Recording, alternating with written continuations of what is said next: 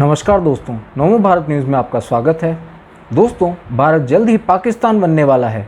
जी हाँ दोस्तों, आपने बिल्कुल सही सुना कि भारत पाकिस्तान बनने वाला है और जल्द ही इस देश में हिंदुओं की वो हालत कर दी जाएगी जो हालत हिंदुओं की पाकिस्तान में है। अभी आपको लग रहा होगा कि मैं क्या अनाप शनाप बके जा रहा हूँ, तो दोस्तों यह कोई अनाप शनाप नहीं है।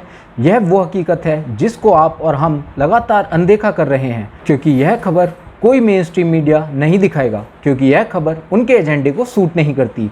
अब आखिर क्या है यह पूरा मामला, उसको जानने के लिए आप इस वीडियो को पूरा अंत तक देखते रहिए।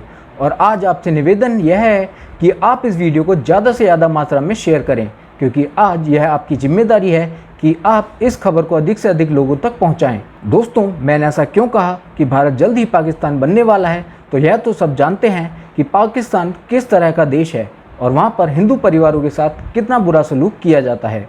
यह बात तो सिर्फ वहाँ पर जो हमारे हिंदू भाई रह रहे हैं, केवल वही इस बात को जानते हैं और वहाँ पर किस तरह नरक में अपनी ज़िंदगी को काट रहे हैं। ऐसे एक हिंदू परिवार ने पाकिस्तान से लौटकर अपने देश आकर अपनी दर्द भरी दास्तान सुनाई है, जो आपको सुननी चाहिए।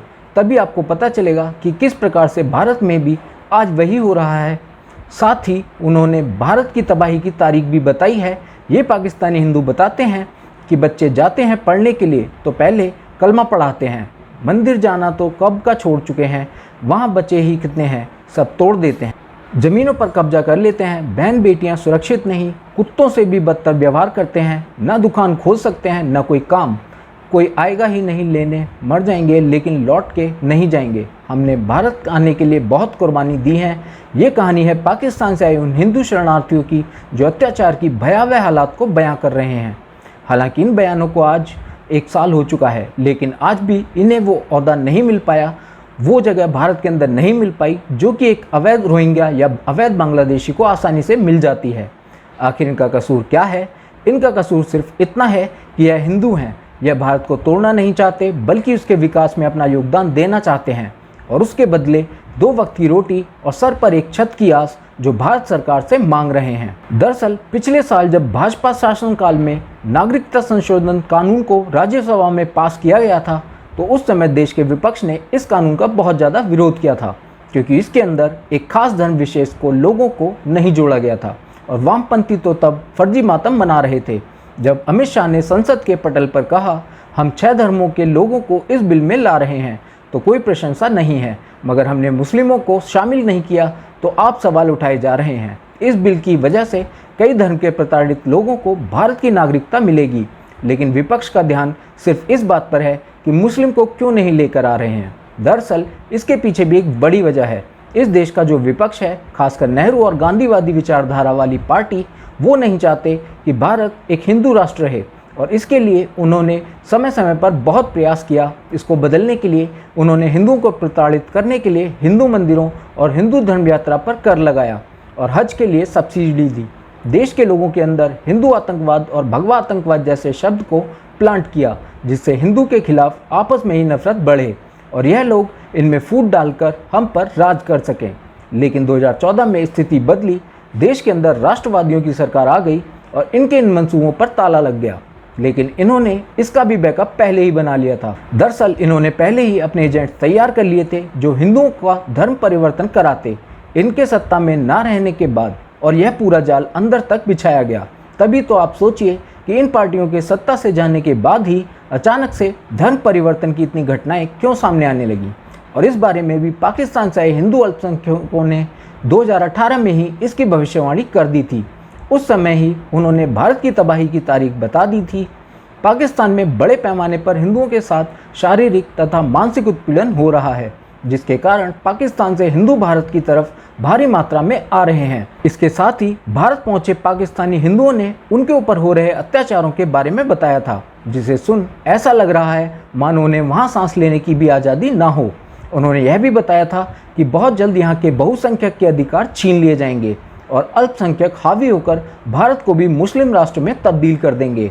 ऐसा करने के लिए पाक और आईएसआईएस उन्हें लगातार भड़का रहा है, जिसका सबूत मुजफ्फरनगर के दंगे हैं, जिसमें खुद राहुल गांधी ने कहा था कि भारत के मुसलमान आईएसआई के संपर्क में हैं।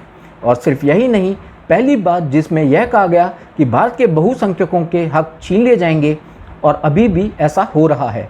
अब इसके लिए डासना के संत यति नरसिंहानंद सरस्वती के साथ हुई घटनाओं को याद दिलाऊं, जिसमें उनके ऊपर अब तक कई जानलेवा हमले के प्रयास किए गए, उनकी गर्दन उतारने की धमकी दी गई, उसके बाद भी अभी तक कोई कार्रवाई नहीं हुई।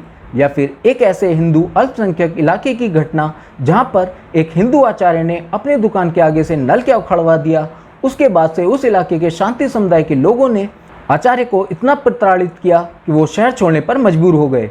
या फिर नोएडा की कहानी, जहां पर अभी बीते दिनों एक धर्म परिवर्तन करने वाले गिरोह का पर्दाफाश हुआ था, जिसके बाद ऐसे कई राज का खुलासा हुआ था कि यह मौलवी लोग स्कूल में जाकर धर्म परिवर्तन का अपना रैकेट चलाते हैं, जहां पर हिंदू बच्चों को उर्दू और फारसी पढ़ाई जाती है, साथ ही हिंदू बच्चों से भी नमाज करवाई जाती है, जिसके बाद देश में अचानक से धर्म परिवर्तन को रोकने के लिए आवाज़ें उठने लगी थीं। लेकिन क्या सिर्फ कानून बना देने से ही सब कुछ ठीक हो जाएगा?